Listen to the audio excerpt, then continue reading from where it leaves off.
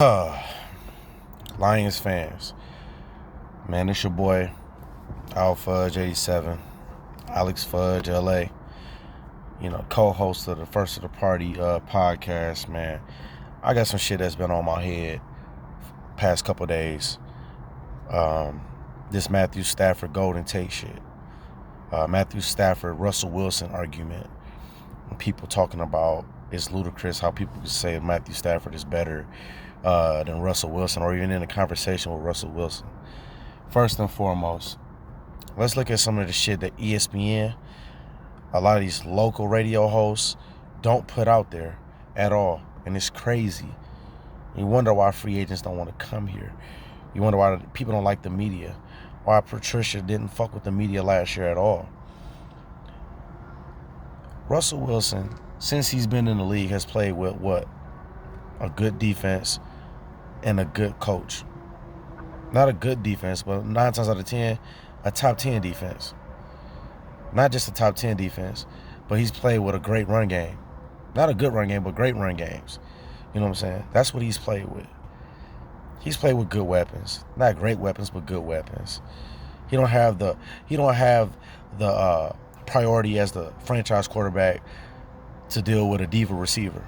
And when I say diva, I don't mean it in a bad sense or in a bad way.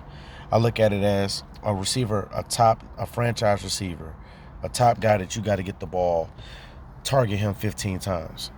He's never had to play with that. He's always had a plethora of weapons.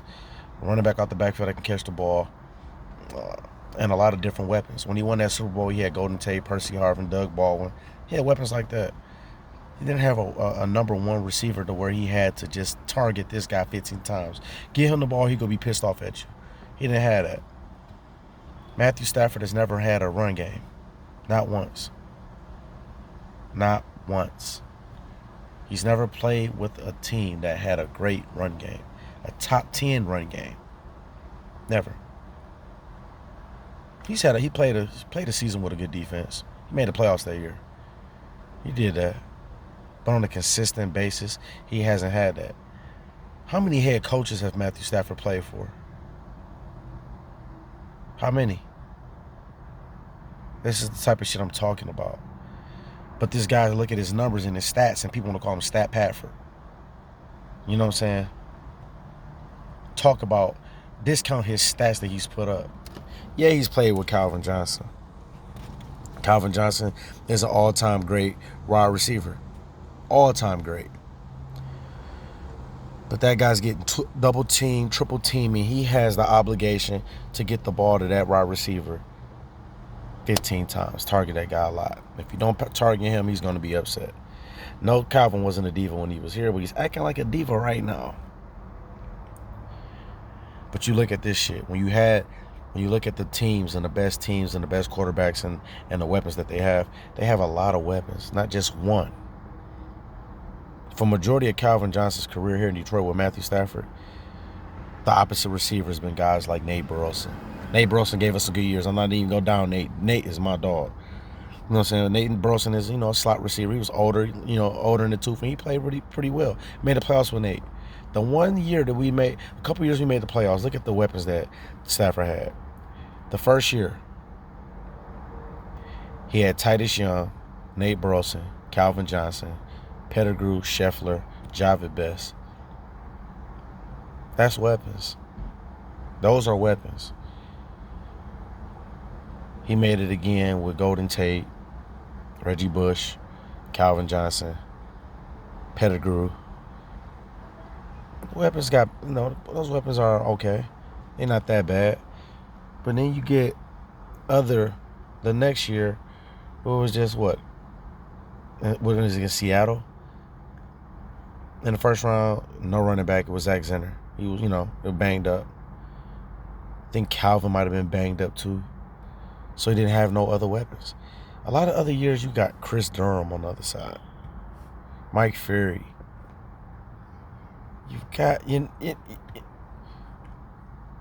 Eric Ebron when he was here. I don't give a fuck what he did last year for the Colts. I don't give a damn what he did last year for the Colts. When you was in Detroit, bro, you was dropping every pass damn near. Fumbling and dropping passes, bro. You didn't play at the Pro Bowl level here. And at times when Stafford hit you in the hands with the ball, you dropped it. Don't want to hear it. Yeah, you had a good year, dog. You had a good year. Congratulations. But here in Detroit, you was horrible. Horrible. Back to Stafford. He ain't playing with Marshawn Lynch's, bro. Chris Carson and them had one of the top rushing attacks in the league last year. He don't have the ability. It's predictable. You know what the Lions going to do when they get out there. They're going to throw the ball. Because there ain't no run game. They ain't afraid of no run game here in Detroit. They haven't been afraid of no run game here in Detroit. Never. He ain't never had a top 10 defense to go out there and get him the ball back. Oh, they going to give me the ball back. They ain't going to give it that many yards. They going to give me a shot to get it back. And still, how many come from behind victories has he got? He got the most in the NFL since he been in the league. Stafford don't get the credit, man. And these NFL analysts, these guys that get paid the big bucks because they know it all, they're supposed to know it all, they don't talk about this shit. NFL ain't basketball. It's not the NBA. One person ain't going to win the game. It's 11 on 11. Come on, man.